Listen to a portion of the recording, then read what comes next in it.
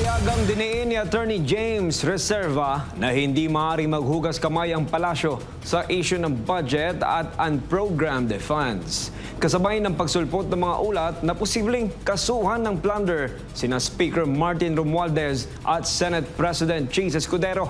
Ang balitang ito ay atin ni Jane Goodnita. Sa isang panayam, binigyang diin ni Attorney James Reserva na ang mga gabinete ay alter egos ng Pangulo, kaya't anumang galaw sa budget, kabilang ang kontrobersyal na unprogrammed funds ay may basbas o kaalaman ng Malacanang. Ayon kay Reserva, isang malaking abnormality kung ang Kongreso ang nagbabago ng prioridad ng budget nang walang final approval ng ehekutibo.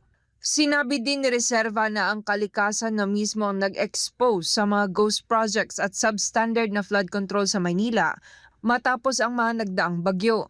Sa kabila ng bilyong-bilyong pondo, nananatiling walang malinaw na sagot kung nasaan ang pera sa gitna ng mga aligasyon ng cover-up. Itong mga secretaries are alter egos of the president. They are extension of his or her personality. All acts of these alter egos are deemed to be the acts of the president unless reprobated by the president. It is nature. It is God. It was God. Meron tayong pagdududa. Meron tayong mga reklamo.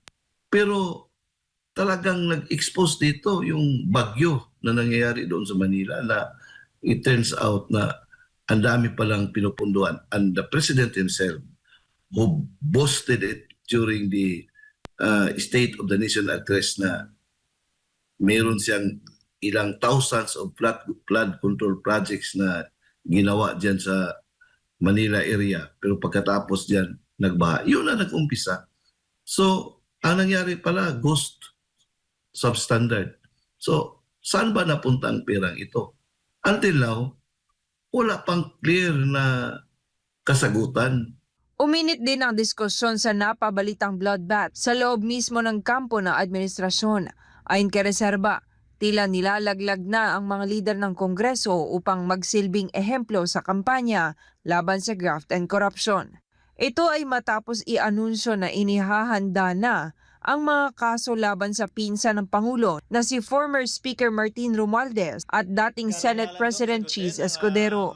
Dagdag pa ni Reserva, ang mga atake laban sa mga Duterte ay tila bumalik sa administrasyon matapos ang 2025 elections. Sa gitna ng krisis sa langis at nag-aaway-away ng mga opisyal, kinwestiyon niya kung may nagawa ba talaga ang gobyerno para sa ikabubuti ng bansa sa halip na mag-aksaya ng pondo sa mga hearing sa Kongreso.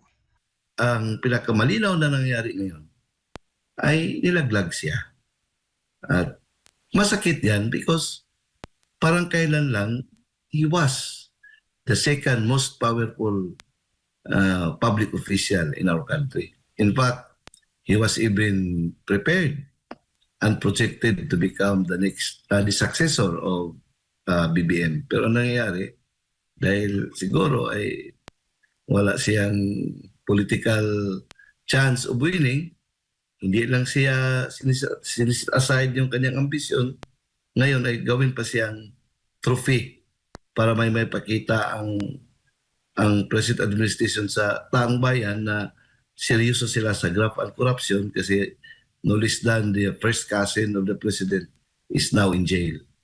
Habang lumalalim ang lamat sa pagitan ng mga dating magkakaalyado, nananatiling mapagmatsyag ang publiko kung ang mga hakbang na ito ay tunay na pagpapanagot o isa lamang stratehiya upang ilihis ang atensyon mula sa mismanagement ng kaban ng bayan. Ito si Jane Goodnita, yung citizen correspondent, nag-uulat para sa Diyos at sa Pilipinas nating mahal.